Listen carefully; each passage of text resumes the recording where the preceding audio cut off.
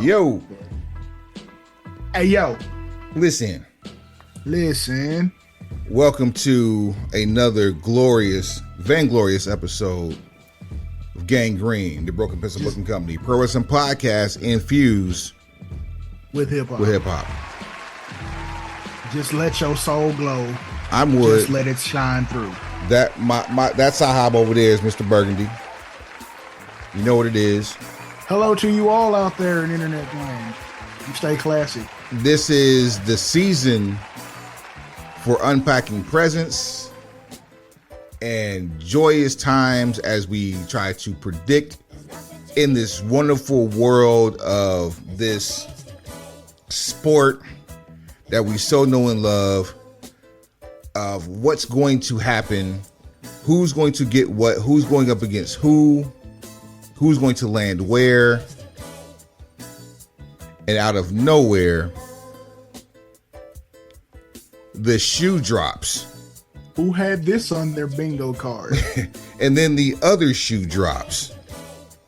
We're gonna learn. We're walking into the Royal Rumble,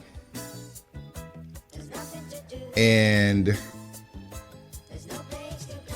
first off, today is Friday, February the 2nd. Yeah, my Lord. Yeah, my Lord. I said, yeah, my Lord. Yeah, my Lord. 20 and 20, 4 for 4. Would you like fries with that, sir? Not today. I need to cut on carbs. Dipping sauce for your nuggets? Pause. Absolutely. Absolutely, sir. Yes. Honey mustard with the little bits of mustard, you say? The little bits of mustard. But not today. I need hot sauce for today. I need ghost pepper sauce, no ranch. Matter of fact, let's get active here. Let's get cultured. Ghost pepper blue cheese. Let the church say. Hey, man. Hey, man. Boy putting hot honey on his Detroit style pizza, and all of a sudden he out here acting unusual. You better understand. Let's talk about that too. I'm tight pissed that we don't have a minked out Super Bowl.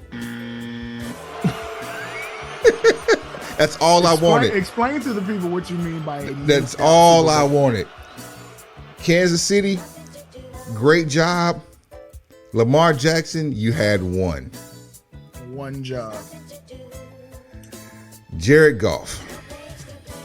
No. Don't you speak Jared Goff's name. Great. Campbell is the name. Great. No. Great job. Dan Campbell, fire yourself. I'm all for giving him his lump of coal for certain decisions he made, but I'll be honest with you. That man built a culture in Detroit that Detroit ain't had since Barry had his uniform on. This is bigger than Barry. Barry was a hope. Nothing is bigger than Barry in Detroit. You're right. You know what? You're right. Let's not be disrespectful. We can only imagine what would have happened. Can you imagine the amount of records that would have come out of Detroit from luminaries? The amount of posse cuts we would have gotten from people that probably ain't messing with each other. T Grizzly featured Royce the 5'9", produced by Eminem. Produced by Black Milk with a guest appearance by Apollo Brown. Like, let's bring them all together. Man, Big Sean and Sada Baby. Detroit City and Clear Soul Forces. Oh man, Mr. Porter and Trick. I was actually thinking Dej Loaf and Trick. I mean, somebody got to do the hook. Put her on the hook. Because I thought Mr. Porter was gonna handle that part too, because he's singing too. But we can do all. Mr. Porter is producing. We can have all three of those. Everybody contributes. It's just one. Look, they would do a whole mixtape like the Super Bowl Shuffle from '85, like the Chicago Bears did their song and video. It would be that many Detroit artists just making a "We Are the World" style record. Can I get a acapella freestyle, or not even a freestyle? It's just acapella verse from Bizarre and Bodie James. Okay, I think I can meet your. Yeah, we can meet your demands. And we're gonna host this album with Danny Brown. with guest skits from Jalen Rose. yes, absolutely. That unfortunately, pipe dream ain't happening. Yeah. So all we had to do was get Baltimore, Detroit. I know Dallas and Detroit been kind of beefing just a little bit, just because of the last game we all had, and we do have a history that involves the referees and just total incompetence across the board.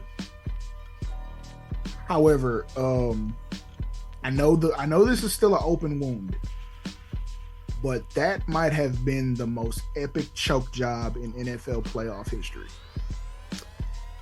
I would venture to side with you, because and you know, it started.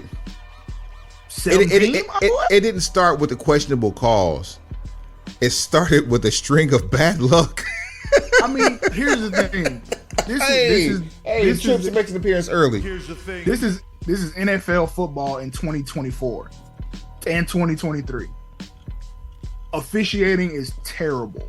It's going to be terrible in every game. It's going to be terrible in the Super Bowl. I want to prepare you for it. There are going to be several no calls, several calls missed. There's going to be some shaky stuff going on, whether it's on purpose or on accident. Control what you can control. You controlled a 17-point lead. Until you didn't anymore. Until you didn't. That ain't got nothing to do with nothing other than you up 17 at the half, my boy. And your AFC champions, the Kansas City Chiefs, the NFC champions, the San Francisco 49ers. Oh my God. And the big game is going to be in Vegas at Allegiant, or whatever that place is called in Vegas, whatever the stadium is. Allegiant Field, Allegiant, whatever. Anyway. Project Pat showed up and told you one thing: Mr. Don't Play. Project Pat, man, what you gonna do?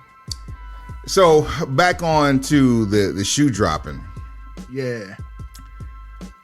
As we embark upon the Royal Rumble, we get rumblings of Vince McMahon doing Vince things again, only to find out it's not surprising what it was. It was the amount of the content that came out, and the fact that he blew this cover off by simply, allegedly, according to the documents that were publicly posted and filed with the attorneys in the courts,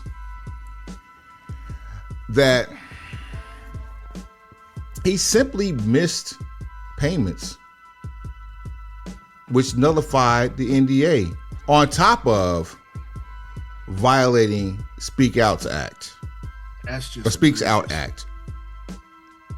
So not to put any amount of not to discredit anything that was alleged, right? Because this is an ultimate smoke meets fire situation. Right. Three key players,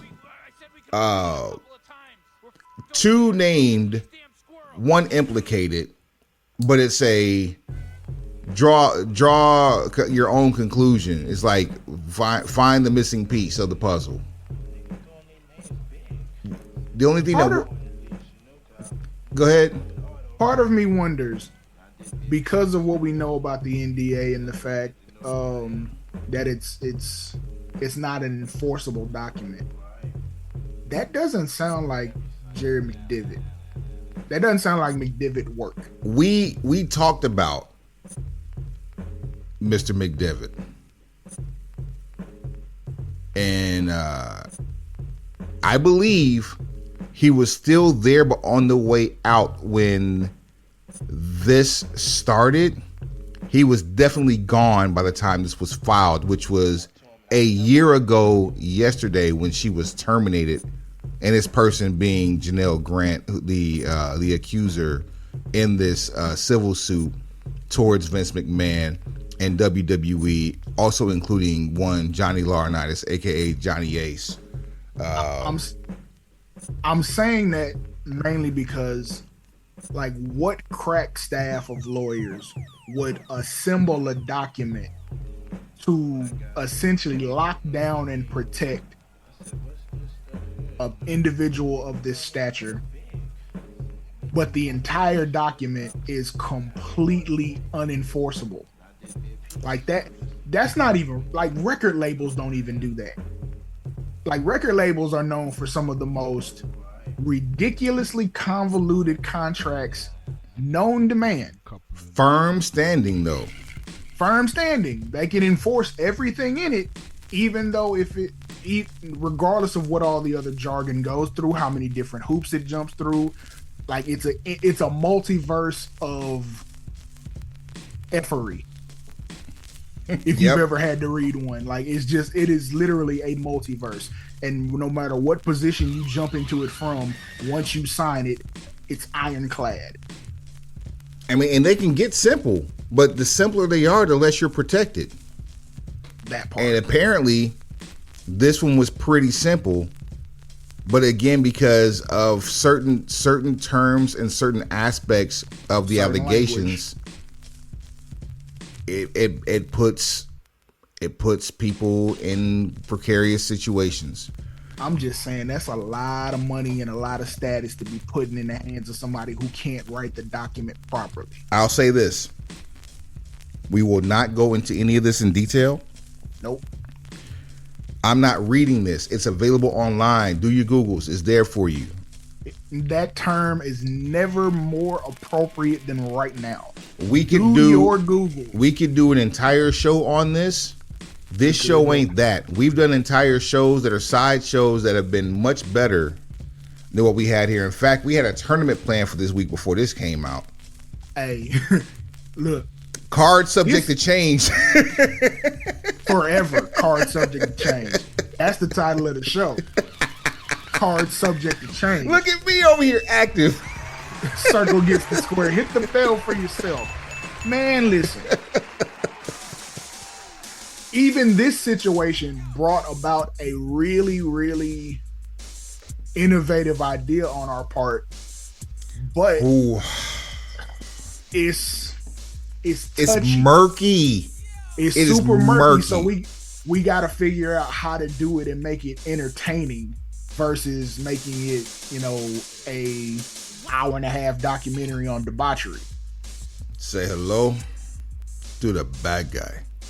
Look, we've taken our own initiatives to make sure that this is no, I'm saying this is the mixtape is what it should be coming out, or a tournament. You know what I'm saying? Like, we've taken precautions and initiatives to make sure that this is a program that can be digested by all wrestling fans, regardless, from 9 to 90. We've grown over the years.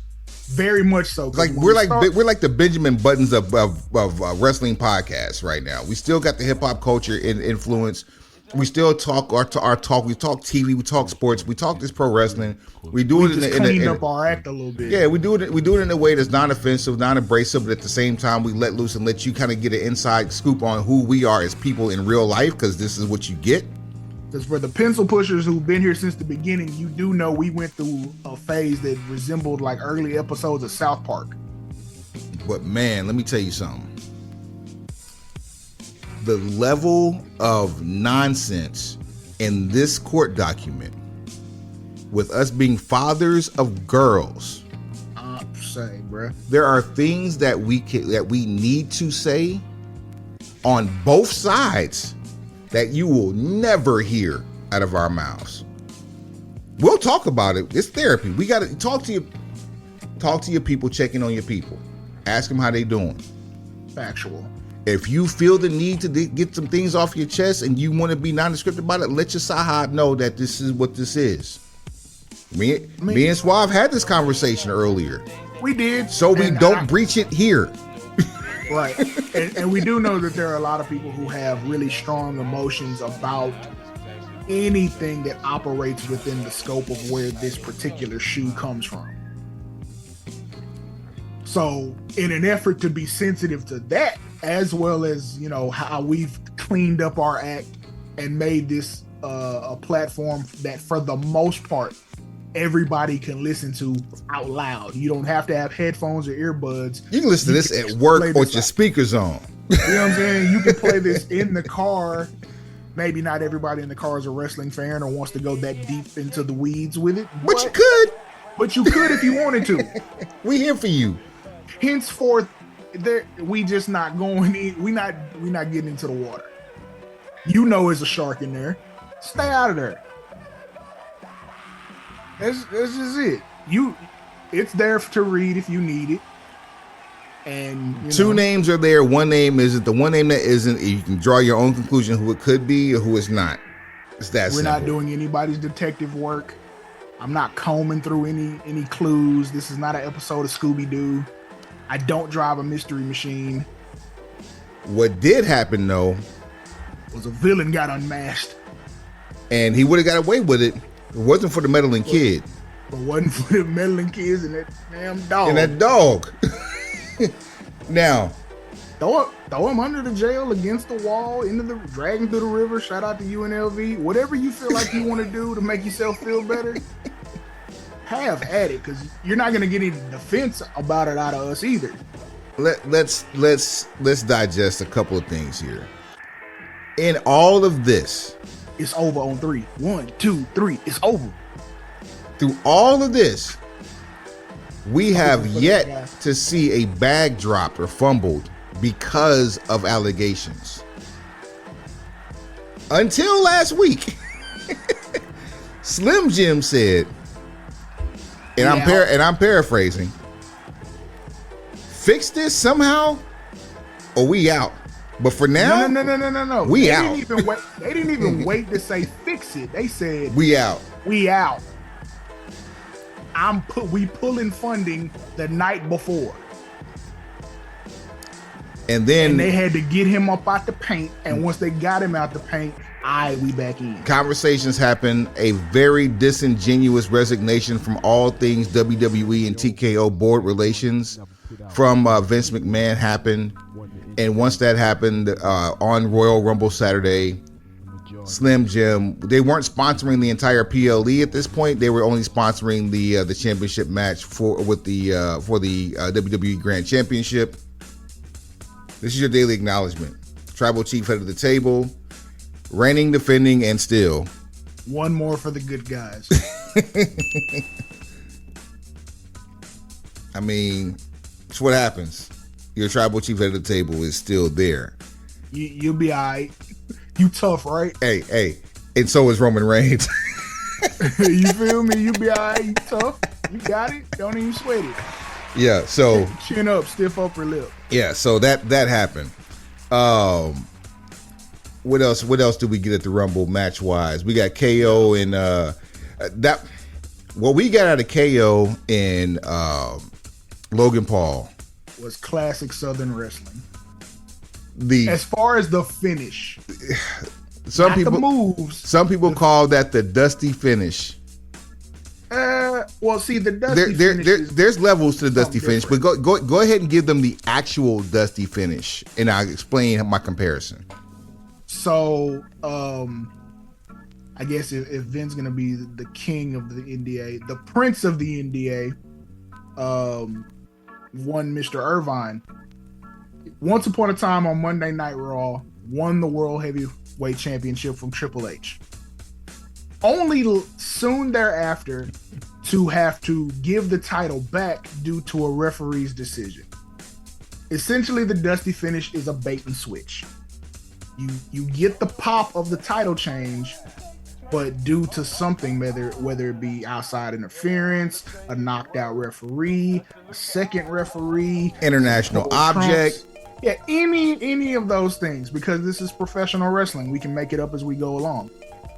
But as a result of the use of any of those objects or the implementation of any of those stipulations, the ownership of the title reverts back to the original champion.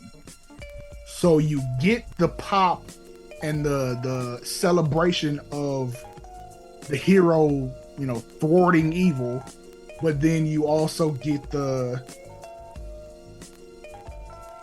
backlash of having that all taken away And then hopefully the idea is to garner more sympathy for the babyface to continue the chase.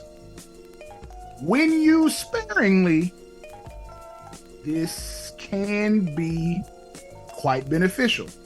It's heat on your jerk sauce.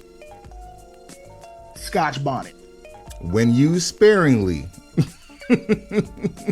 When used sparingly, nice little kick.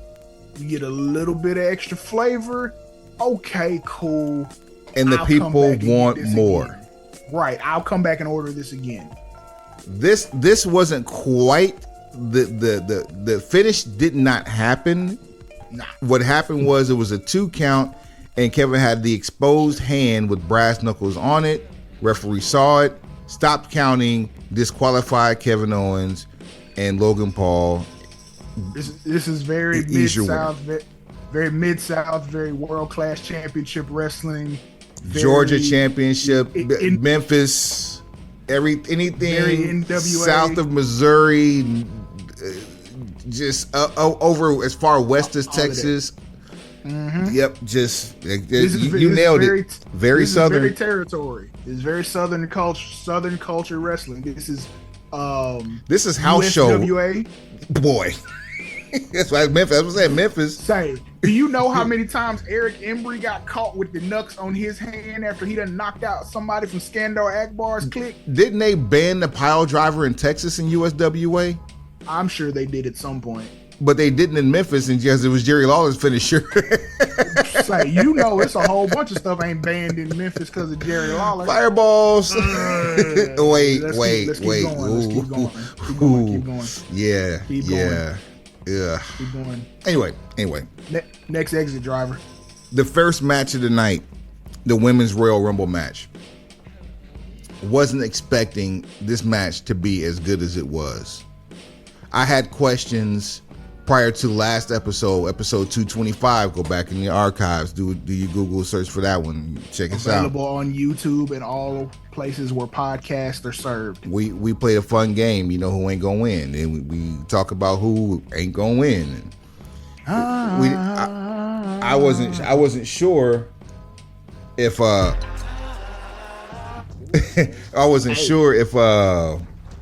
we were gonna even get to 30 women. Now, only did we get to 30 women. Told you. We got Jordynne Grace, TNA Knockouts World Champion. Hit the applause for her and for that, because she did herself good. So she did herself proud, did herself great justice.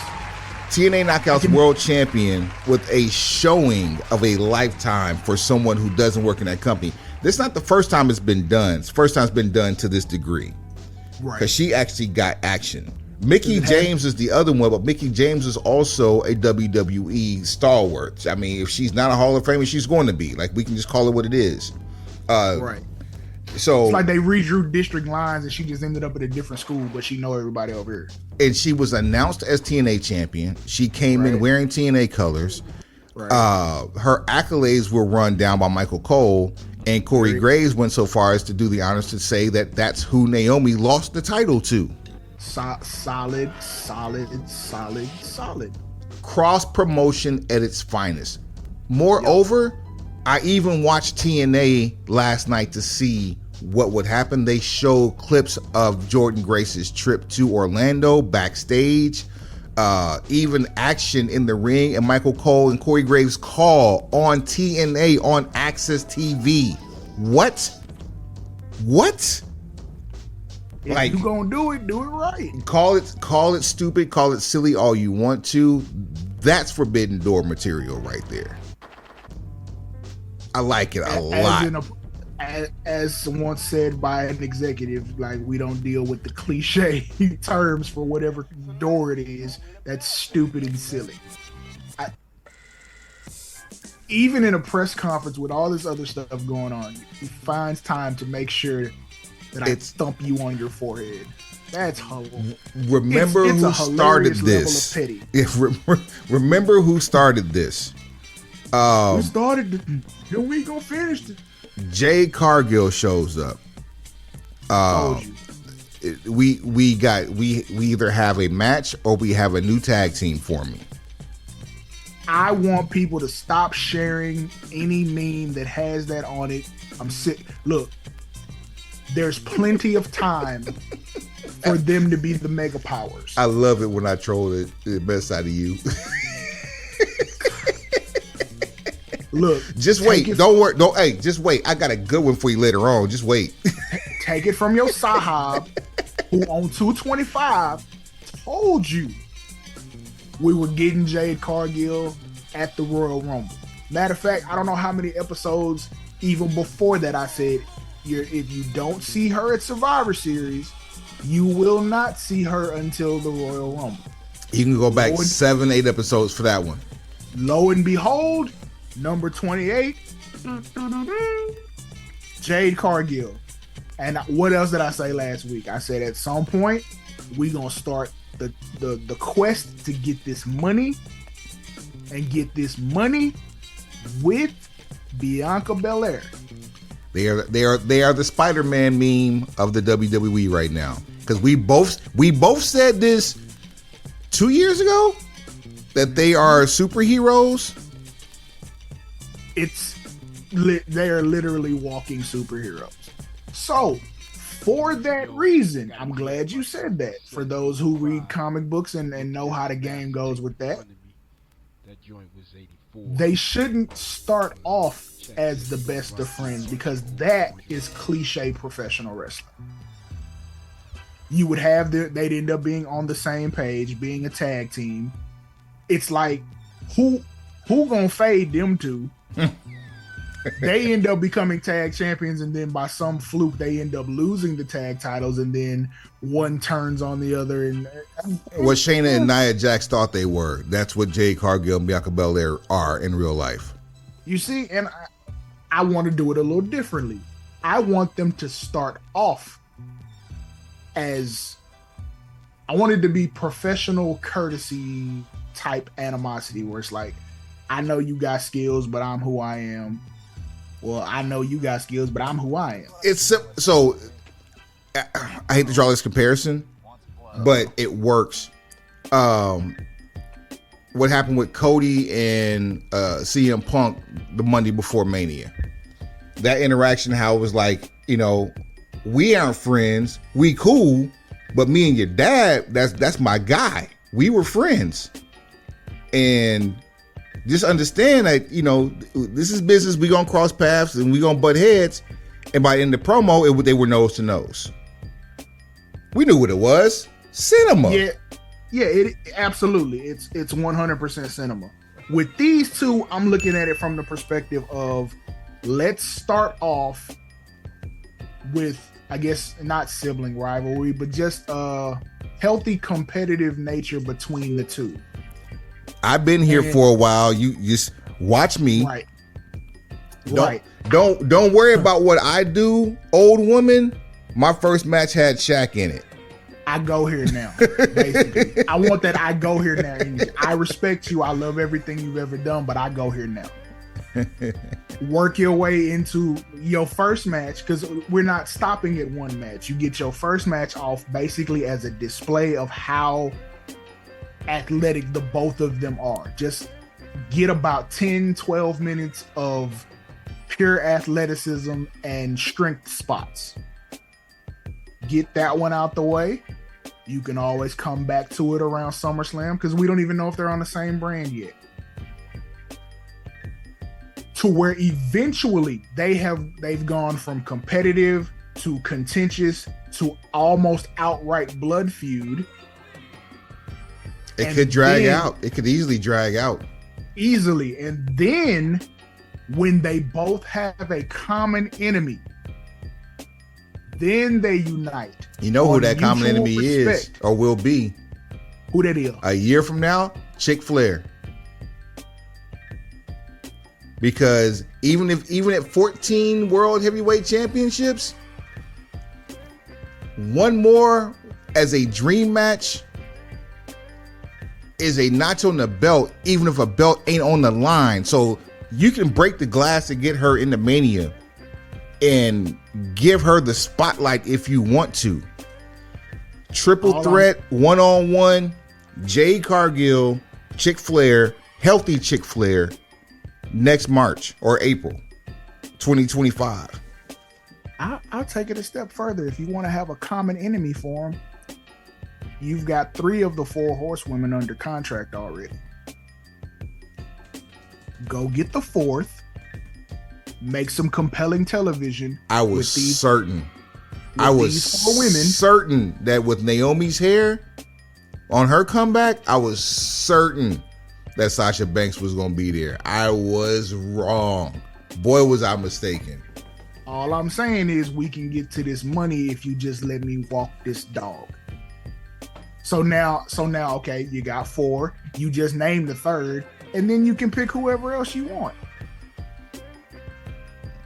Bailey's obviously about to get a belt. So, you can have fun. You can have fun playing hot potato with her if you wanted to. I wouldn't, but you could. You're planning a year or so out. So let's say, let's call it Survivor Series. You need a War Games match. So if we've united the 4 horsewomen, they back around kicking up dust, acting a fool. Boy. Then on the other side, Bianca, Jade, not Trinity because she's back in the fold.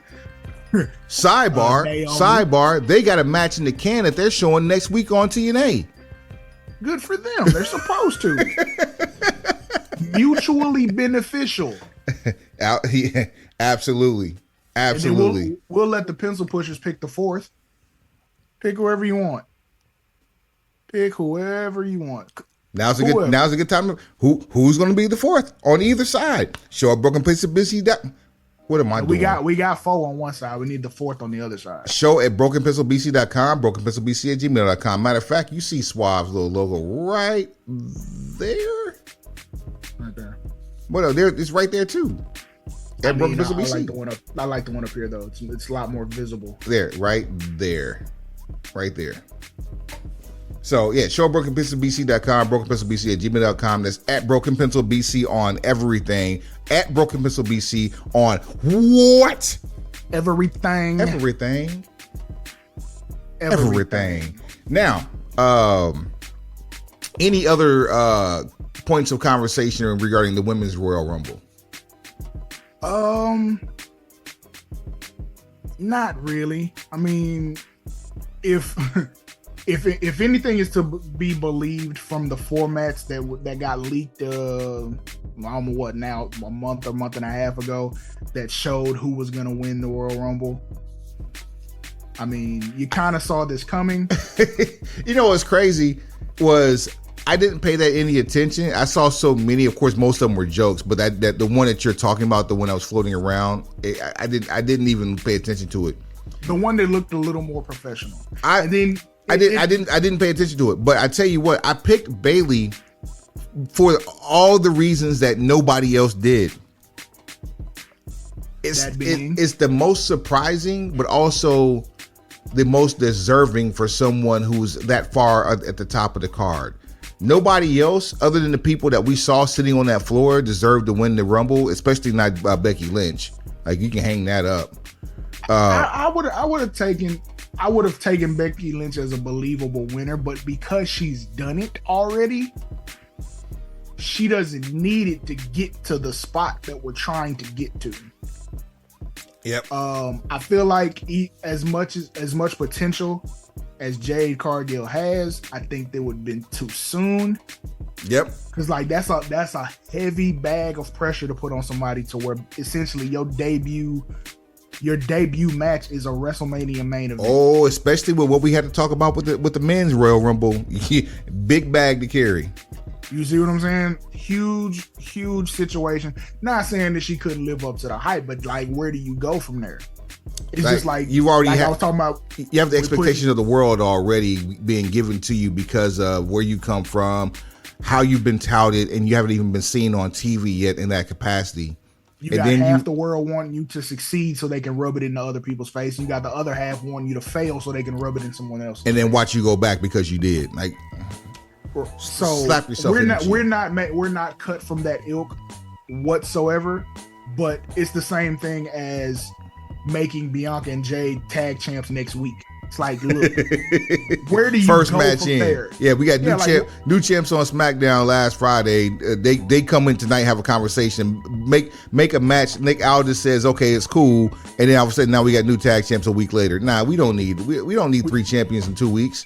We finna hot shot the tag titles on them just because. Like, chill, relax, let it simmer. The contract is not about to expire. That's all I'm saying. Then we have the men's Royal Rumble match. Yeah. Ending the night. And coming out of that, no surprises other than Andrade returning, which was cool to see. Then we also got to see backstage him getting oiled up by his wife, which tons of rumors floating around about them. That people usually have to pay a fee for that. Yeah, but that got put to bed, and I can appreciate that. They seem like paradise is still intact. Look, we're pro marriage around here. Like, if you found somebody, if you got somebody that got you, make sure you keep them. Now here's what we did pitch, just going back and forth in text messages, and we're like, Charlotte would not be a terrible mouthpiece for Andrade while she's on the mend. I would assume travel would be uncomfortable, so maybe that would be the hindrance. But that's just, that's negotiating prices on a charter bus. Simple. You know what I'm saying? And at this point, lesser people have done more. You know what I'm saying? More has been done for less. So, I mean, we affectionately refer to Charlotte as Chick Flair around here. I think she has enough cachet to get a charter bus. And of course, it's tax deductible because we're all about financial responsibility around here. Even if the old man ain't around, I'm sure the Unk. Somebody got it. Unk is essentially surrogate father to her father, who's best friend. So I mean, she got it. Let's keep it 1,000. Let's keep it 1,000. You know she do. We know she got it. And then Andrade got money from AAA. He got money from Jacksonville that he probably ain't spent yet. So I mean, he might have got a thank you check. we having it. We having it our way. We having it. It's crazy, man. I know you haven't done this. Uh-oh. You have got to go back and watch that Continental Classic tournament, because Andrade put on the best work of his career in that tournament. You know what made me think about the Continental Classic? Because, okay, we had this conversation about this may be the best stateside tournament in professional wrestling. Didn't you say history? In professional wrestling history that was televised. And it made me think about, because I saw a clip from another tournament that I forgot about, but was really, really good. The Cruiserweight Classic. The first one? Yes. The only one that mattered. The one that had Kota Ibushi when he was still healthy. Truth be told, Cedric Alexander with like a burst fade on the side. Cedric Alexander lost 30 pounds to hop in that tournament.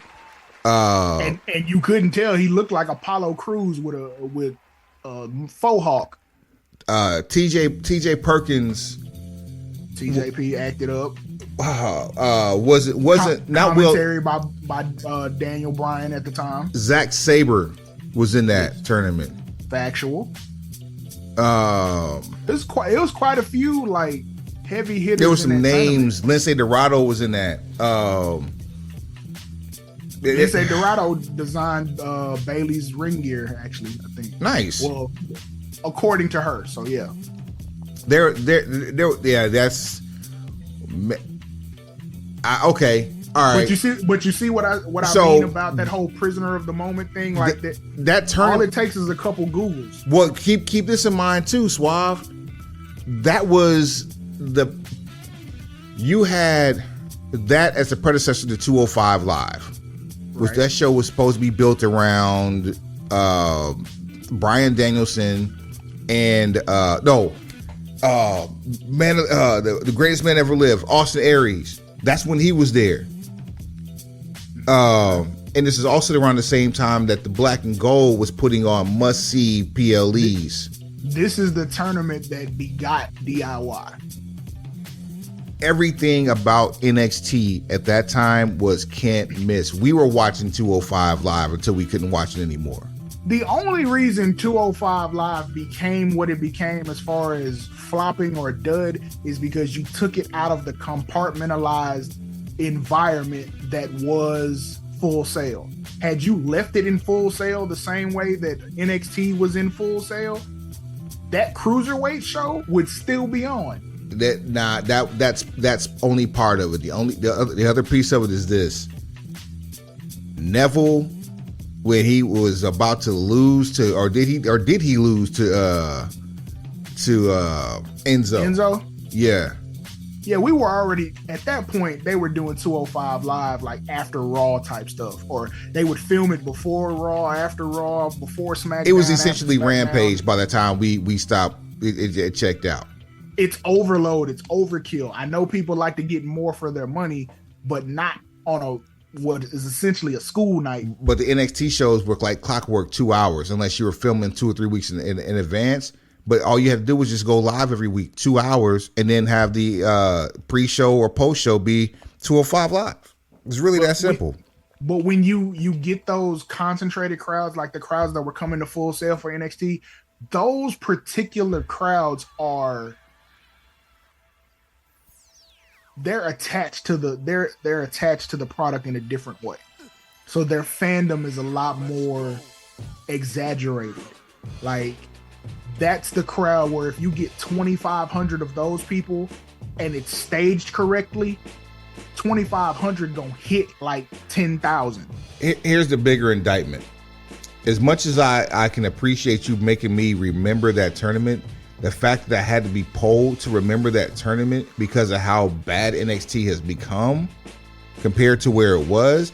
I'm not trying to be the guy to sit on the front porch and tell kids get off my lawn and tell you how things used to be when I used to walk uphill in the snow both ways 20 miles. I'm not going to tell you about that.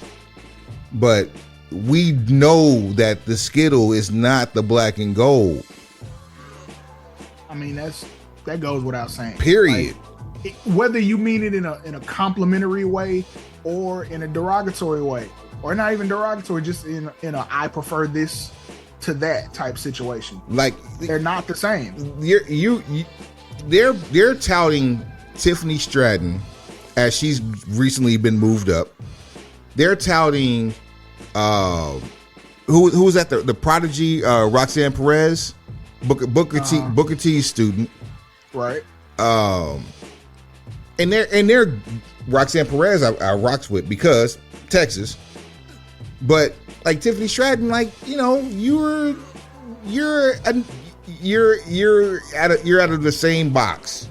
Well, okay, because I've experienced this and I've figured out what it is.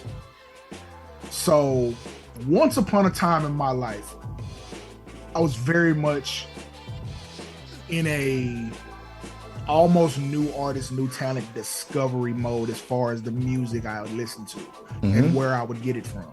So during that time period, there was almost a desire to seek out who was going to be next. That's what NXT is for. Literally, it's the letters. In my ripe old age of pro wrestling watching, and with it being so much pro wrestling to choose from, I don't have the time or the desire to sit by and watch a product grow into what it should be. I'm not even being funny when I say that. I'm dead serious. No. Perfect example is this. Trick Williams. The first time I saw Trick Williams, it's like, this ain't it. Just with the lingo, I had a problem with calling the man Trick because I'm from an era. Come on, man. I'm from an era where that particular name does not have a glowing stamp of approval on it. It's a description for a completely different type of individual. The fact that they put a comma on "whoop that trick," I hadn't even gotten into that. That's something that like you gotta. That's why you need certain people in the room, because creative services obviously dropped the ball with that. And somebody needs to talk to Juicy J and DJ Paul before you just go out here saying. Come on, wait. let me do this right. You know what I'm saying? Like, it's not like y'all don't have a working relationship with 3-6 Mafia anyway. Shout out to the world's strongest man, Mark Henry, pencil pusher extraordinaire. Absolutely. So we can get another song produced. No, I tell you what, we ain't got to produce nothing new. How about we get Terrence Howard some more royalty money and sync this record up? Sync up the one from Hustle and Flow. All he had to do is re-record it. Get Universal hands off of it. That's it. That's all. I'm certain that every party involved would be okay with it. But the first time I saw Trick Williams, it was an unpolished diamond. Let's put it that way. Unpolished diamond. And I'm not here for the process anymore like I used to be. I need to be able to see, like, hey, have you assembled the pizza yet? Is it in the oven, or is this just a concept in your mind of what this pizza is gonna look like? How long ago was this first time you saw Trick Williams? When you made this assessment? Like debut. Okay. How do you feel now? I see it. I see what it can be. I still haven't watched a whole lot of him individually, but he's grown, and it comes with television time. It comes with repetition. Like, okay, the way I said I used to seek out new talent, music wise, especially from DJing in certain establishments. Then you get to a point where you hear a new artist that's supposedly buzzing or popping, and you like, I don't get it. That ain't ready. Then 2 years later, you start to hear the improvement because repetition. And now literally today, literally happened to me today, and wasn't even trying to hear it, but it happened today. Lil Baby is a perfect example for me. In the beginning, he was a joke. Wham. I don't call nobody a joke unless, they've given me reason to call them a joke. Saying wham, and then putting your name in, like, I'm a little dog, joke. Hardy, har, my guy. Joke. Now, boy, jamming. Call it what it is. I know. I hear you. It's not everybody's cup of tea as far as what hip hop is to you, or No, I mean not you, but yeah, in general, you. But he's definitely improved exponentially, and you can see the growth. And once you are able to see that there's time and effort put into the craft, or time and effort put into outsourcing the people that are helping to put together these projects, you're like, okay, I see it now. I'm cool. However, seeing it and believing that they are it, two different things. He's not there yet. He'll get there, I would hope. But the biggest issue that he has with that I have with him, rather, is delivery, cadence, the ability to captivate based on how you can control the microphone. All that comes with reps. Honestly, you gotta play against better players. You gotta play against better talent. He has the words. He can put them together. It's the delivery. Like, just because you're on a baseball field on the mound and you have the ball and you're holding it on the seams and you can throw it 45 feet at 60 miles an hour, does not mean you're gonna throw it in a straight line. Doesn't mean you're gonna make it dip when it gets to the batter. Doesn't mean that you won't hit the umpire, because you definitely have the opportunity to do that. And also doesn't mean that you even want to get close to anybody that's directly in front of you. You might throw that thing to the left or to the right because that's how you're built. Like every celebrity who throws out the first pitch. Exactly. But have you seen? This is a question that I know the answer. You've seen Straight Outta Compton, right? Yes. How many times did Eazy have to record that song before it was what it came out to be. On the show or on the movie or in real life? Just on the movie, because I know it was probably times 5 in real life. I'm about to say, because I heard the story before I saw the movie, and I'm sure there can't be enough.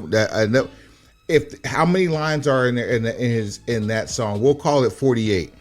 That song was probably recorded, knowing Dr. Dre and the way that he is after things that we've heard over the years, and the fact that we're using tape and not computers. That song was probably recorded 200 times. And now, he still did not put it together in one fell swoop the right way. But I'm sure before he passed away, he was able to spit that the same way he heard it played back from the way it was constructed on that tape. You got to be a real audiophile to sit in that studio session and listen to 199 takes of getting it wrong. I'm dead serious. Once upon a time, I was that guy who would sit in the studio session and listen to all 199 takes of getting it wrong and contributing my thoughts just to feel the joy that comes from number 200. I hate the very first song of any project. You know why? Why is that? Because I listen to it the most. And that's why I record in batches. It's a thermometer. It's a thermometer and a barometer for the rest of the project. It's the bar. You're going to hear it more times because you want to see like if it's sonically appealing, if there's anything that's off per se, and then you come with the next record and then you listen to that one, but you go back to the first one to see how good it is compared to the new one. This is why I anytime I go into a project to record, I'm never going in and just recording one song at a time. It doesn't for that reason. To me, for that reason, like to me, it doesn't even matter. It's always the first one. I don't care which. If I'm involved in the recording process, that first one is, I hate it. I can tell you any project I've ever worked on, like in the middle, like as far as like we say, if I told you right now, Mr. Big was going on our project as the first record, I've heard that song hundreds of times by this point. I tell you no. No, I'm just hypothetically. I tell you I'm just saying, you say you hate that song, you would hate it because it's the first. I tell you no for that same reason. Okay, great. I'd be like, nah, I need to hear 3 records from you. You see what I'm saying? You see what I'm saying? Like we are on the same planting page. seeds here. Like similar thought patterns, just we get to that point different ways. But yeah, that's essentially where I am with NXT and why I fell out of love with it. Yeah, it's still not worth loving. You can like it right. a lot, but you ain't gonna love it. It's not polished underground like Black and Gold was. Black and Gold is just polished underground music. This is game show. This is like making a band. There's a song that Prodigy said, rest in peace Prodigy. He said, don't confuse our mixtapes for what do you say? Don't confuse our mixtapes for our regular ish. Those are scraps, basically our throwaway ish. When at the time that he said that, the mixtapes were way better than the albums. It was capped for the label. It was like tongue in cheek. But that's the truth about Black and Gold. You can go back and catch some of the best wrestling. Swab, you just proved the point of what I'm just saying by bringing me back off of something that just happened relatively recently because of things, a number of parts in this moving machine helped me formulate an opinion that could be argued down based on what you said. And I brought it back to tell people that some of the best in history goes in the same era as the tournament that you said could possibly be better than the one I was touting. Research. This is why I am a proponent of telling people not to be prisoners of the moment. But I promise you, I wasn't, because you haven't seen it. But I'm telling you about Andrade though. Like, and one match in particular is him versus Brody King. Yeah. Woof. I can tell you, woof. Back on the Royal Rumble though. Mm-hmm. Outside of Andrade, we got that whole boy. We reeled that back, didn't we? Mm-hmm. What we don't lose focus. I was actually impressed with that one. What did outside of Andrade, what else did we get any more surprises? Mello came in. I wouldn't necessarily call that a surprise because he's on SmackDown. We knew enough about the situation that had taken place with the other shoe dropping as far as Vince McMahon was concerned. So we knew that someone wasn't going to be there that was previously scheduled to be there. But they had to have a replacement, and we felt like the replacement was Braun Breaker. Actually, Braun Breaker, I don't think he was the replacement. But he was man, was he fun. I 100% think he was the replacement. I'm gonna tell you why. I'm gonna tell you who I think was a replacement and why I think they were the replacement. Okay, I'm listening. Pat McAfee. Nah. Pat McAfee went on the record and said that he did not know he was in the Royal Rumble till his music played. I know you don't believe it. I mean, whether I believe it or not, my answer is still MF Doom.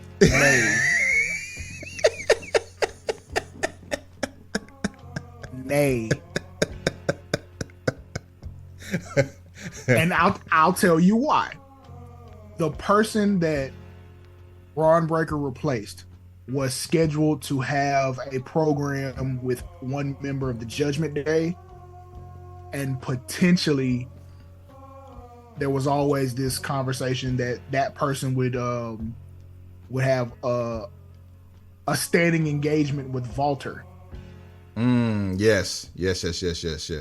Braun Breaker kind of dipped his toe in both of those pools, especially the Judgment Day pool. The Judgment Day pool, for sure. So if we all of a sudden see Braun Breaker with wrestling a program with Dominic, just know Tom and Nick, yeah, both of them.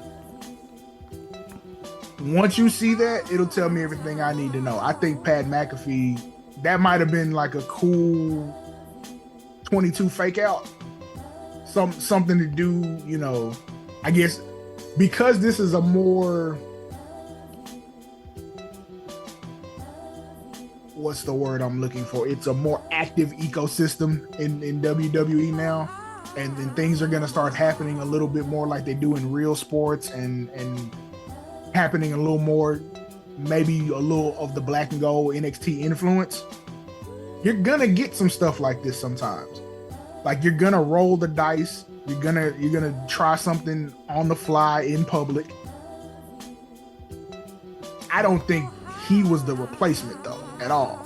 Let's talk about this before we get into the finish of the Rumble. Well, two things: R-Truth, salt of the earth, God's National favorite treasure, God's favorite child. Protect him at all costs. That's it. He entered both Royal Rumbles at the same position. And so essentially he spoiled his position for the men's Royal Rumble for where he showed up at the women's Royal Rumble. I think just, R-Truth is like cowbell. We just always need more. We need more.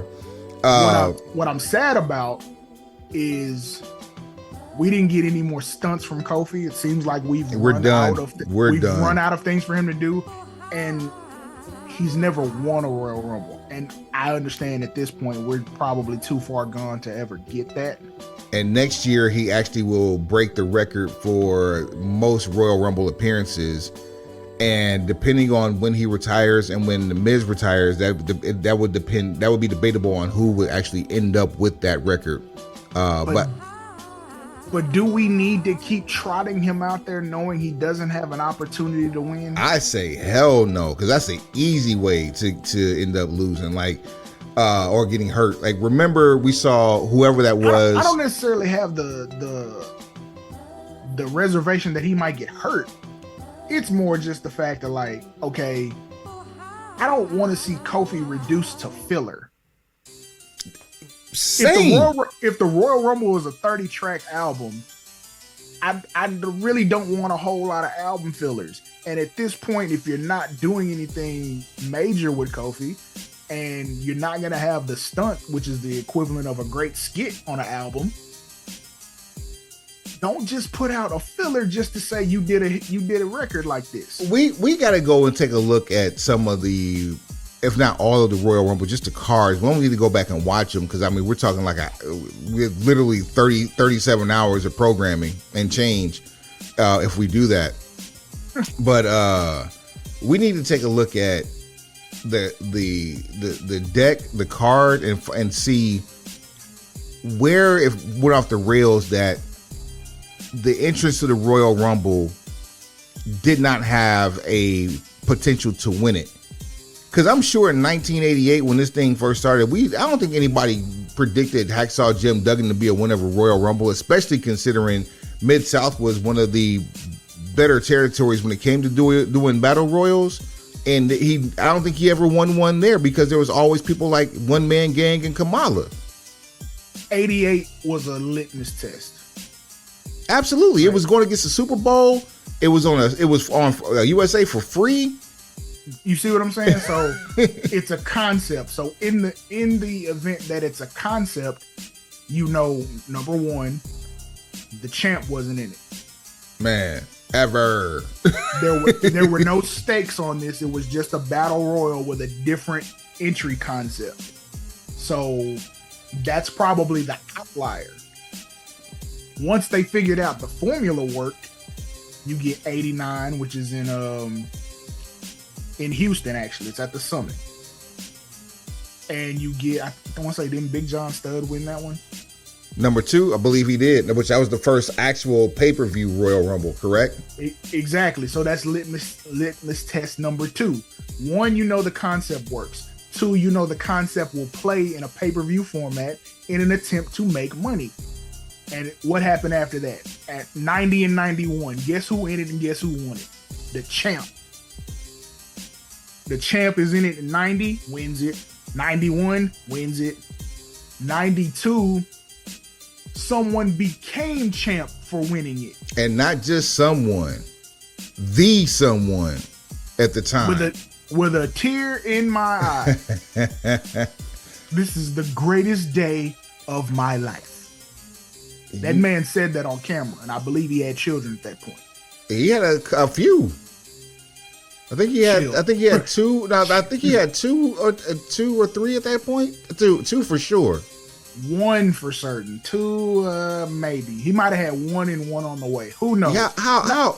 Stop it. How old is Conrad? Stop it. That's not his child, bro. What are you doing? Conrad is married to Flair's daughter. Well, okay, he's got kids because Starrcade 93, he's got children when they leave the house. Come on, man. Look, I'm not trying to count that man's tax deductibles. Chill. Everybody relax. But okay, 92, we at the pinnacle. Starting 93, we giving out WrestleMania main events to the winner. Every time. And it ain't changed since. Every time. The announced teams for Raw and SmackDown changed with the return of Pat McAfee, which we're still not done with the Rumble yet because we got to come in. We got to bring you home. So on Mondays we got Pat McAfee, Michael Cole. Fridays we have Corey Graves and Wade Barrett. That's going to be very interesting to see how Corey Graves runs the ship and lets Wade Barrett play the color guy.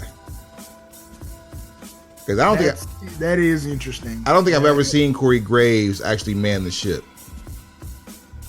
I think he has full capability. I think he does too. I mean, he's very well learned. Pistol pusher too. Facts. I want to see what their chemistry is like and how they are able to play off each other. Because him and Byron Saxton have a different chemistry that's more Gorilla and Heenan. Kinda. But you know, Gorilla stand on business sometimes, and Byron has sort of a very non-threatening perspective to himself. If Gorilla Monsoon were a heel on the mic, it would be Corey Graves. And I can't, for the knowledge, I haven't heard enough Byron Saxton to know if he could hold up over the test of time. It's almost like the Heenan and Gorilla in reverse.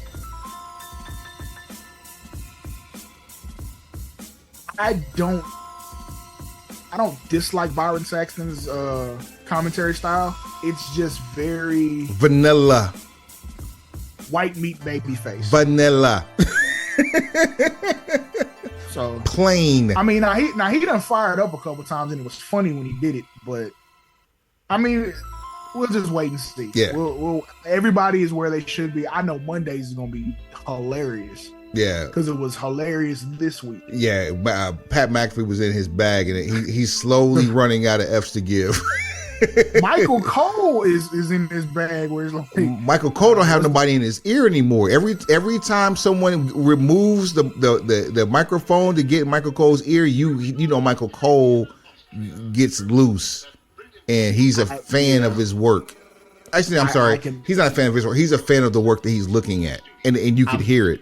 I'm very much appreciative of this new regime and this new outlook from Stanford. Yeah. Royal Rumble finish. For some reason, I never expected to see King Kong Cody in back-to-back years. Didn't expect that. Also, like getting to the Final Four, that's not the Final Four I've even remotely picked. And then there's also the point that there were a few people who I thought would be in the Rumble that weren't. Such as? LA Knight. That's another thing that's missing. People pulling double duty. I just think you're so front loaded on main event level talent that you didn't necessarily have to have people work double duty. But it takes away from the mystique of how important the Rumble is. To me. I get it, but I get it. It's also one of those things where does it undersell the importance of the match that person had earlier in the night? I gave my all. I gave 110% in an attempt to win the championship earlier in the night. What is that person supposed to have left to work double duty? Like at some point the suspension of disbelief evaporates at that point.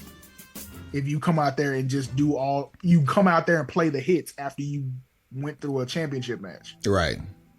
So time and place. I mean, unless you pull an edge and just screw up 30, it beat them before they get to the ring and you take the spot and then make the last elimination. I don't think we've seen that in the Rumble, have we?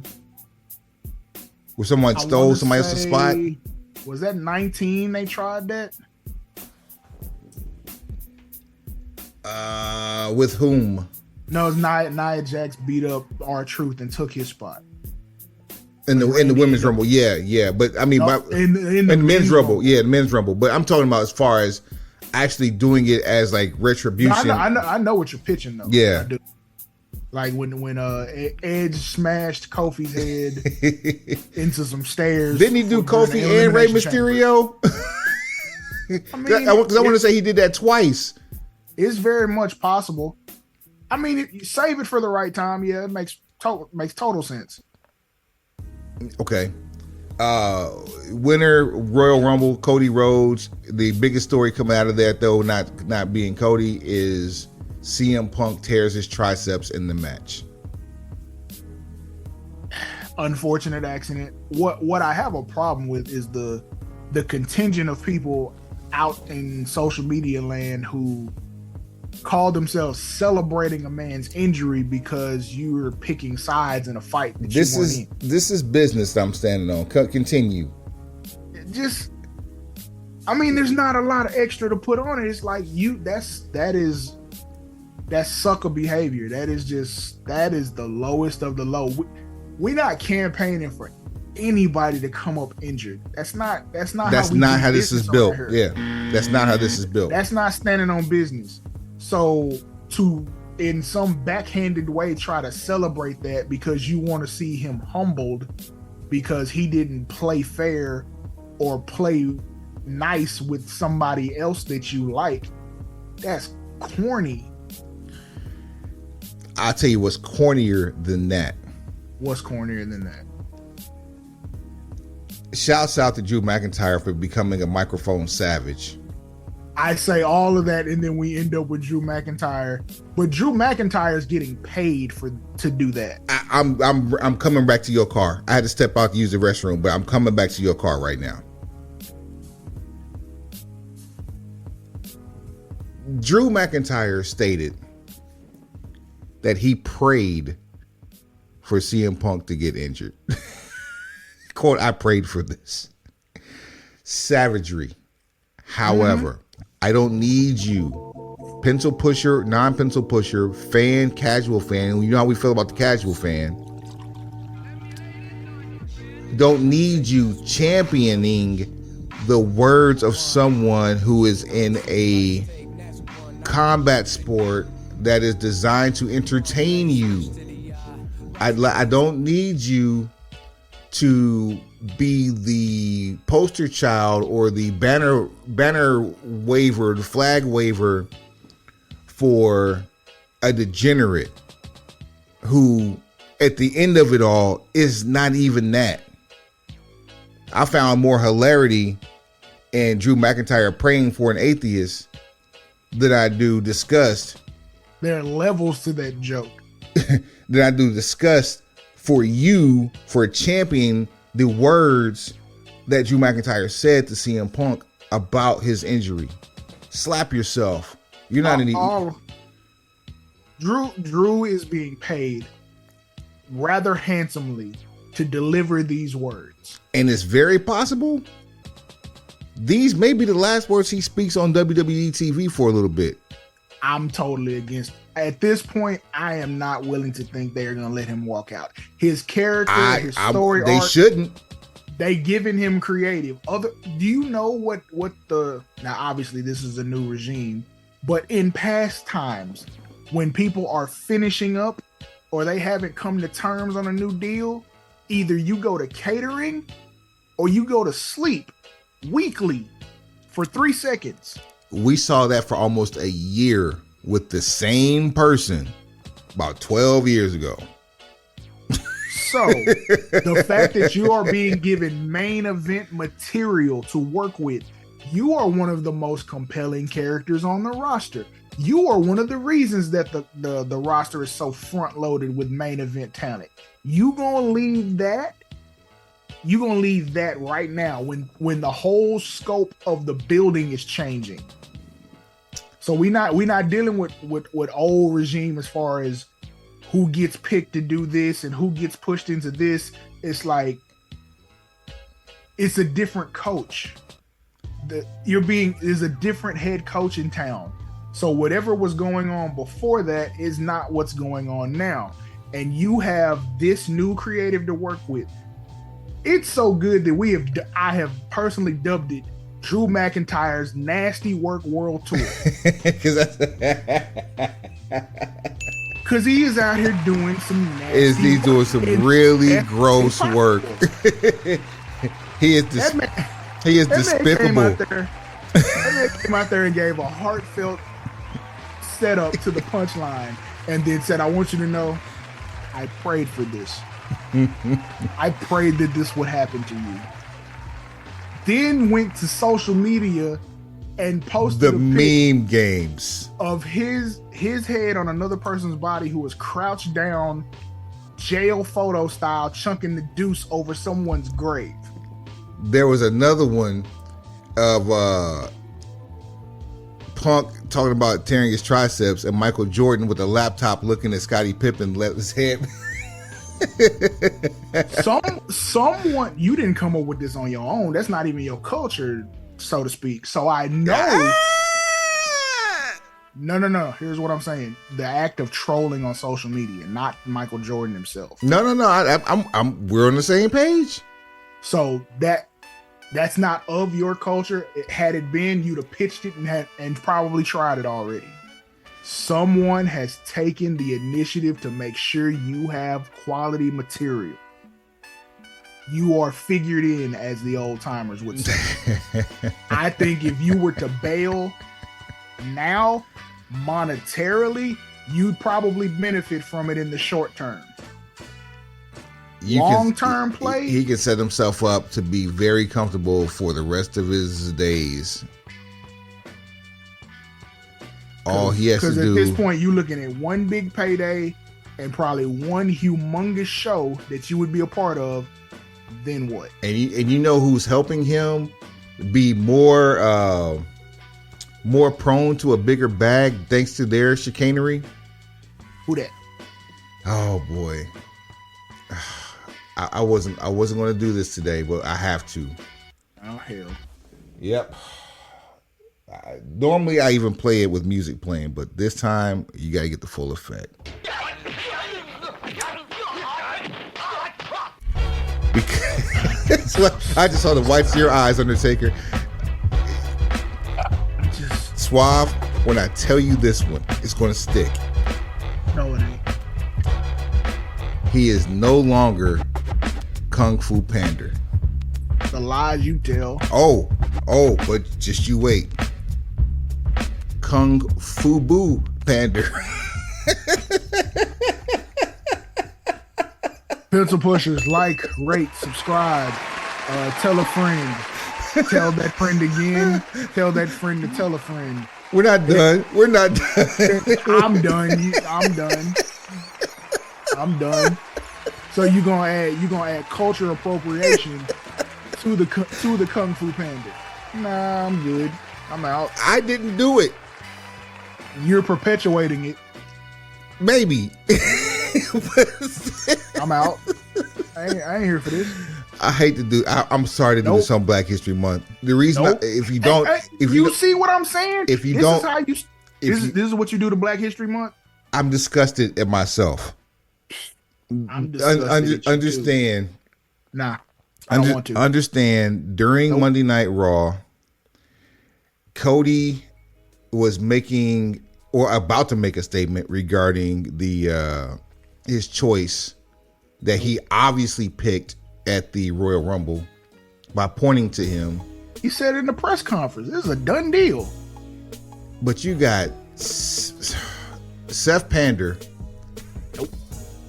who comes out. Arn Panderson.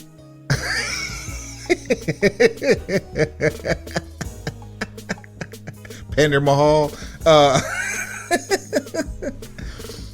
He comes out and explains why the second-rate participation trophy championship that we have deemed, and we did not want to call it that, but that's what it became.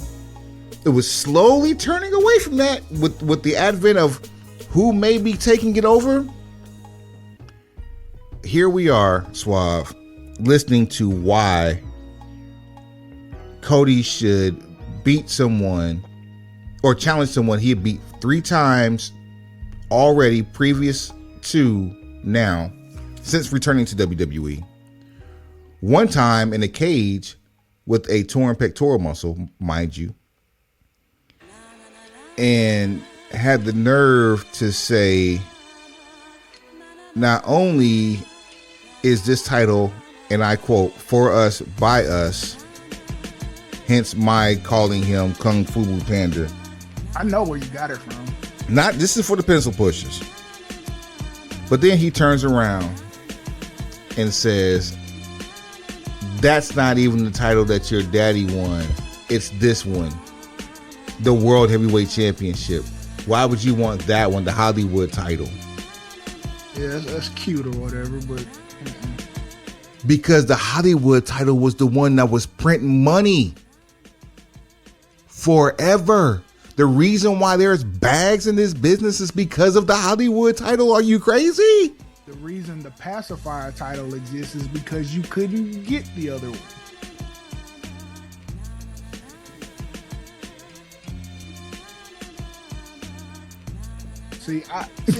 I'm not gonna nitpick and play games with nobody about this nonsense.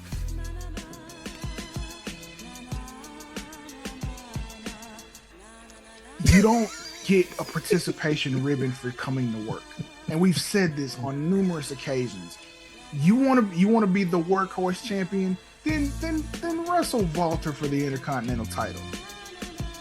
Elevate a secondary title and let me know that you're in a position to where you're ready to challenge for the Universal WWE Championship.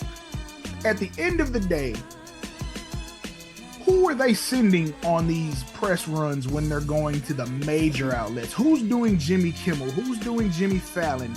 Pause. Who's going and showing up to the Breakfast Club when they need the champ to come through? I can tell you who it's not. I know exactly who it's It's not the World Heavyweight Champion. They send you because you wore those big red boots like Dora the Explorer. Without the belt, mind you. And then wore the yellow ones that had the holes in them. See, there's levels to this. And the level that you would like to be viewed on, you ain't that. You don't have the access card for it. You don't have this. You don't.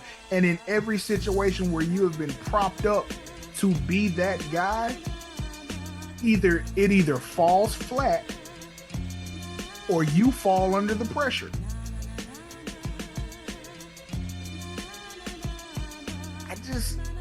Look, if you can't make your championship hot without referencing the other one, then yours doesn't mean anything. Number one never talks about number two. The next time, WCW made years talking about WWE. WWE didn't talk about WCW until WWE started falling.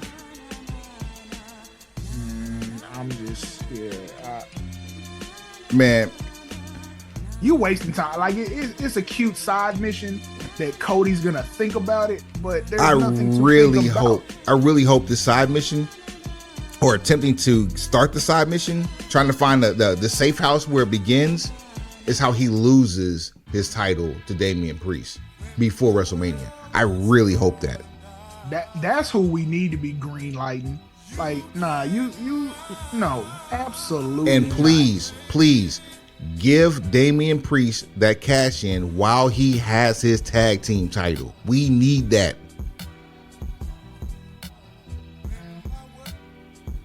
I have the idea that, no, you do realize we're living in a multiverse time warp when it comes to WWE product. If you haven't noticed at this point, the Judgment Day is in a very loose fashion reliving the 2023, really the 2022 of the Bloodline, with R-Truth playing the part of Sami Zayn. The whole Awesome Truth reunion is essentially Sami Zayn and Kevin Owens. So I'm under the impression that before too long, you'll have to part with R-Truth for a little while because Ron Killings will be back on set. When you get serious Ron Killings with babyface Miz, chances are it's going to be entertaining. I dare say more entertaining than Kevin Owens and Sami Zayn were as tag champions. He probably won't have those titles when he cashes in. I say all that to say this. He probably won't. And what? If I'm Cody, why? Just why? I get it that Seth is essentially, Okay, it makes Seth look like a master manipulator, to be honest. It's like he's trying to guarantee that he's going to be in the main event of WrestleMania. That's all about one-upping Roman, which is why I said back when they had their match at Royal Rumble that should have been the WrestleMania main event that year. Seth can't win. Seth doesn't win here. Let me tell you something. If Cody tells Seth no, how meaningless is that title? More meaningless than what we said it was. If he says, Seth, I'll fight you, but I'm doing it non-title so I can tell you I can beat your ass for a fourth time, and you still have something to go. He doesn't win. I don't need to see another Seth Rollins Cody Rhodes match for quite some time. There is no world where this ends well for Seth Rollins. I mean, that's cool and all. It's just this is already too much time dedicated to that guy. All right, shout outs real quick. AV, New Pencil Pusher, my man. Salute. What up, though? Appreciate you. DJ Al Compton, get well soon. My man came down with a nasty flu at the right. That's been going around, man. Y'all protect yourself. Nah, bro. This one is like GoFundMe bad. Nah, I've been hearing about it. Like, I've been hearing people that are like completely out of commission behind a version of the flu or some form of sickness like that. I'm just saying, hey, everybody, protect yourself in an attempt to protect each other. Absolutely. Yeah, that can't be overstated enough. Get well soon, Al Compton. Last but certainly not least, heartfelt prayers and healthy recovery and well-being checks to wrestling legend and menace Marty Jannetty.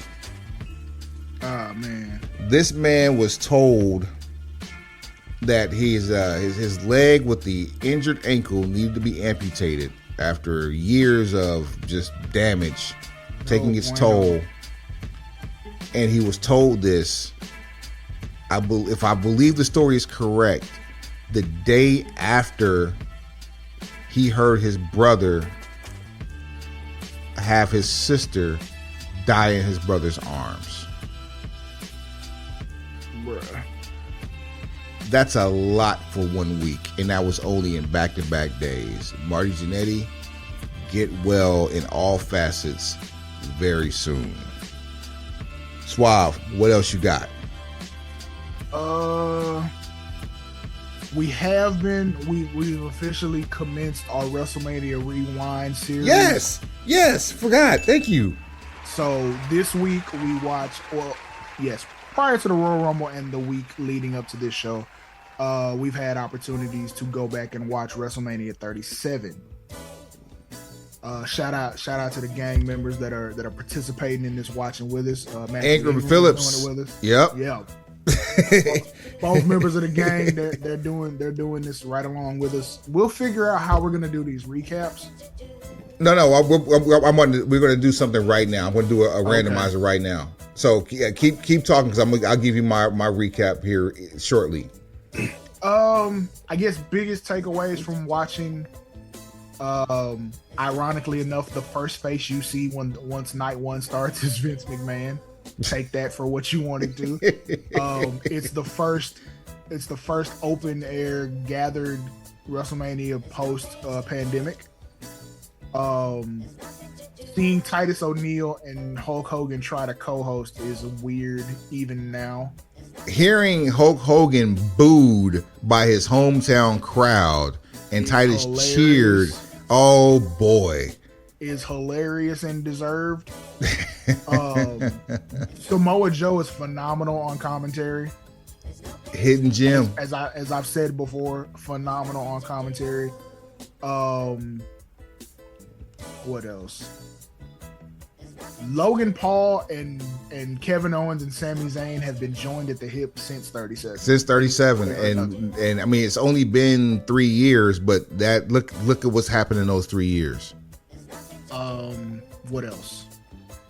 Bobby Lashley is like that, but we already knew that. the pre-show, the rain delay had as much fire as some of the matches that we saw. Boy, the level of realism in those backstage interviews, Shane McMahon being told basically to kick rocks by MVP. Look, and life hits different when you have to do it live. Oh man! So that's when the people with real talent start to separate themselves from everybody else. Who do you depend on in a crisis situation? Who has the emergency first aid kit? Who's able to put a patch on this tire so we can get where we're going? Just because I've seen it recently, always bet on the beekeeper. The beekeeper knows how to keep the hive in check. So, what else did I pick up from night one? I mean, the main event was really a main event. The Fiend match went off the rails, and I don't know why it went off the rails, but when it did, it was obvious to tell. That match actually started off pretty damn good, and then just completely lost the train. I just think the way it was planned, and because of reportedly what went on before that match, it was just like let's get it out here, let's get a finish, and let's get it over with, because now we're sour on the character. And the fact that was our last WrestleMania with him. And the crazy part is like now what Alexa Bliss did doesn't even look like a turn. Like none of it looks like a turn. It just looks like another section of a horror movie. Yep. It looks like a chapter. Because the week after WrestleMania 37, that's when we got the Firefly Funhouse basically saved Bray Wyatt. Was essentially what it was. It was like Gemstone. Bray Gemstone is basically what he became for that last good Firefly Funhouse. Uncle Baby Billy lives. The Jack in the Box was one of the best WrestleMania entrances. That might have been a top 5. Like him coming out of a gigantic Jack in the Box. Yeah, that was dope, especially the colors. The first Druids was dope. The Who's the Real John Cena was dope. Right. What's another really good one? WrestleMania 14, Undertaker Kane. Triple H in 25 where he threw the hammer through the glass. Okay, I'll let you get by with that. It was crazier because the people in person, all we saw was him throwing it through pipe. New Day at 32 coming out of the gigantic box of cereal. Yeah, especially in Dallas or Arlington. Yeah, all right, that was live. That was live and creative. We need a tournament. Best entrances at Mania. Greatest WrestleMania. See, here we go doing dumb stuff. About to make me curse. Look, it's better than the tournament we had cooked up. This is very true, because that we might do that for our own amusement, just our own therapy, and then give the people this one. Let me see. Bianca Sasha holds up. It absolutely does. I hate the red light on Fiend matches. We've always talked about it, especially with that first one where he that referee stoppage in the Hell in a Cell. Yeah, I'm like I understand what you were going for, but it just takes away from the in-ring action. It just does. It's distracting. What? Yeah, it's distracting. It's a distracting and annoying, both. Same. Let's see here. I'm gonna go through the card for both, because I actually, just like you, we watched both nights. That was actually a really good watch. Oh man, Roman Edge and Daniel Bryan. Oh my God, that match was so good. That was a good match. and then and how he stacked them before the pinfall. Both of them got pinned, so he really beat both of them. Acknowledge me. Rhea Ripley, the shock and awe of Rhea Ripley actually beating Asuka and just getting her first women's championship, that was pretty cool. The fact that she's actually gotten 2 women's championships at Mania is actually also cool. At what point are we gonna figure out who's Mrs. WrestleMania? We're probably only about a year away from we can have, you and I can have that tournament right now. It may only be 8 people in it, but you and I can literally go back to 2018 and look at the new generation of women. If you really want to go back, I don't think the Divas era was a great depiction, but we actually know we can go back to 32. That's when it started. We can go back to 32. I mean, I totally get what you're saying. I don't necessarily want to say that we're gonna ignore everything before 32. If there are women who are active getting to it before that, they're gonna be included. Like you got Mickie James and Trish Stratus at WrestleMania 23. Yeah. Like you have women's matches that, you know, have. We can do one. We can figure that out. That's we can get it done. Yeah, put that on the list too. What's going to eliminate a bunch of people is that you're going to need a certain number of WrestleManias to actually make the cut. We may have to remove that criteria. Yo, that's going to end up being 8. Yo, how good was the AJ Omos versus New Day match? It was only like 10 minutes, right? I said it when it happened because Omos had a auspicious debut. I was like, if you play this right, this is your next year's Royal Rumble winner. Of course, we know it didn't happen that way, but the potential was there. The New Day playing heels, doing heel tag team work, cutting off the ring, and AJ getting a very, very hot tag, and they were the heels. You had the New Day play heels to heels who became faces, who would still end up heels after the match, just to see what Omos could do. And I wasn't keen on Omos, but looking back at it, that match actually holds up for, you know, and that's another tournament too, or maybe even mixtape debuts, because he won a championship in his first match, which a lot of people can't say. Big Show did it. I mean, but you know, look at him. Yeah, Ronda Rousey did it. Look at her. Like, yeah, that's rarefied air reserved for, you know, upper level. Yeah. Overall grade, I give it an 8. Because there's some matches. I give it. I'm talking about the whole show. There's some matches I can do without. The women's nights combined, you're giving it an 8. Yep. That's a really high score to start with. Really high, because Cesaro, Seth Rollins was amazing. I could have done without the women's tag team matches both nights. I could have done without those. I didn't care for Apollo Crews and Big E. Sheamus. That was supposed to be so much better than what it was, and it has nothing to do with Big E or Apollo Crews. You had an opportunity to create something ridiculously mind-blowing with that match. One person in charge had to just watch Black Panther. It was Challenge Day. That's all you had to do, was create WWE's version of Marvel Black Panther's Challenge Day, and you would have had a classic. And you've got, just on visuals alone, you've got at least 3 Nigerians in WWE active right now, including Apollo Crews, and that match could still be held once a year, even if it's not at Mania. One of those special attraction matches for the end of feud. Challenge Day, absolutely right. That's a ball dropped. It's just, if you're gonna dip into someone's culture, do it correctly, or do it in a way that heightens said culture. Otherwise, just don't touch it. You could have brought out all these former African American champions. You had Ron Simmons, Butch Reed was still around at the time.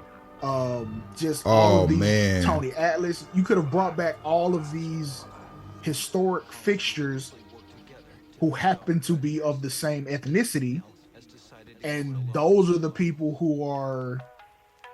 Is essentially like you're watching the predecessors as you're engaging in Challenge Day. Let me knock it because it's a championship match too. Let me knock it down just because of this explanation of this one match. I'm knocking it down to 7.5 because I was already at a 7. That might give me. I might have to do 6.5 now. Nah. Bianca and Sasha by itself. I mean, the main events of both nights hold up well. They can beat any main. Well, I can't say any. There's some main events that they can beat prior to that have stood up for some time, and Bad Bunny is another debut that's out of control. He did a destroyer. We hadn't seen a destroyer on WWE television. We've seen some Code Reds, but no destroyers on WWE television. And a celebrity was the one that got that off. Come on, man, on the floor too. What's your finish, kid? I'll move. Exactly. There was a few more additions added to the Dark Side season 2 that we didn't talk about last week because they came in after the fact. I'll pull them up here in a second. While I'm pulling that up, I'm going to randomize this. I got 1 through 39, and I've taken 37 out of this equation. Okay. So let me hit enter. And the winner is. That is a weird sound. Don't be no trash. Number 9. Ha! Ha! We going to Caesars. That's going to be fun. I was really hoping that was going to be one of the ones we get to watch. We're watching. My wheelhouse too. I can quote you a whole bunch of this. This is the return of Jim Ross. This is the debut of Jim Ross. The debut. That's right. The debut of Jim Ross.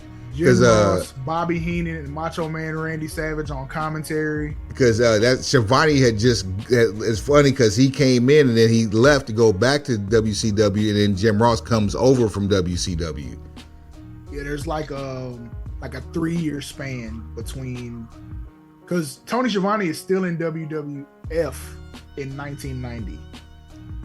So if you go back and watch that 1990 Royal Rumble we were talking about earlier, Schiavone's doing commentary. Is he on commentary or is okay? Nah, he's on commentary for 90, I believe. Huh. But Ross debuts, and this is 1993. You get the Steiners versus the Head Shrinkers. You get Giant Gonzalez, aka El Gigante, versus the Undertaker.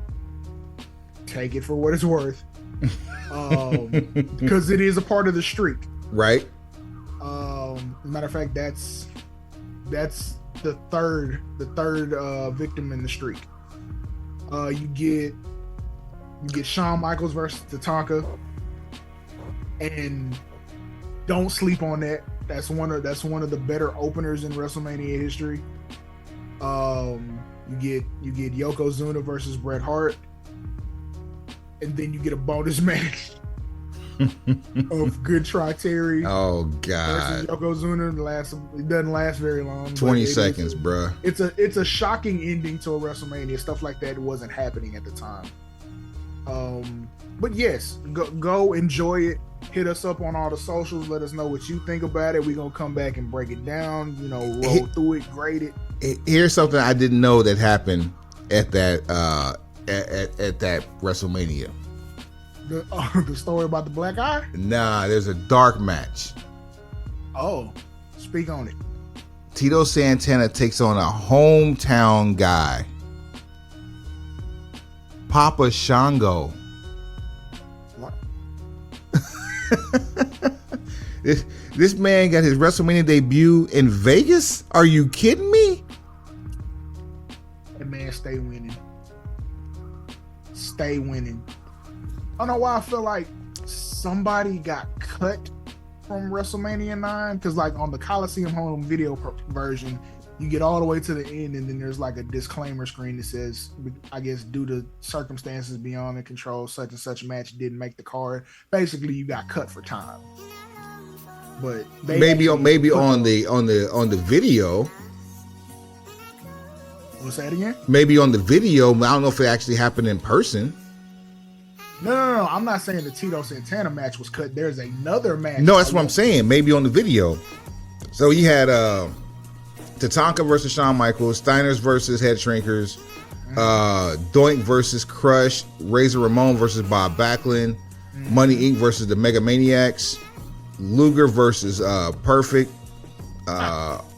yes, Taker versus Giant Gonzalez, and then the two Yoko matches.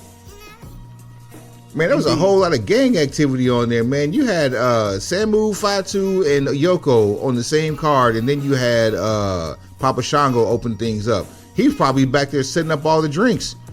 The Bloodline been propping up WWE for the last, what's that, 30 years? Wrestling, period. Wrestling.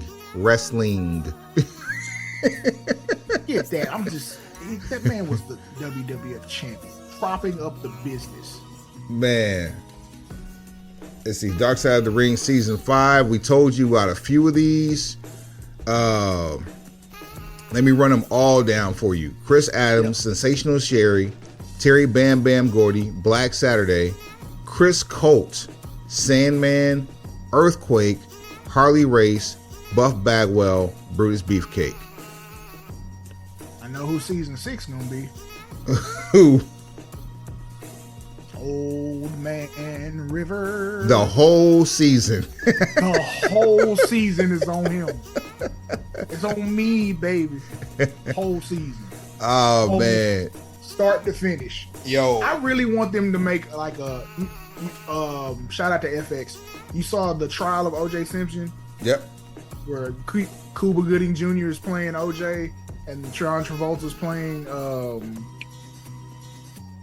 the names Kardashian. Yes. Yeah, Rob Kardashian. Yes. I need that level of effort put into a Vince McMahon miniseries. We should do the casting next week. That gives us time. I'm trying to think who's going to play the dopest Vince. Bradley Cooper.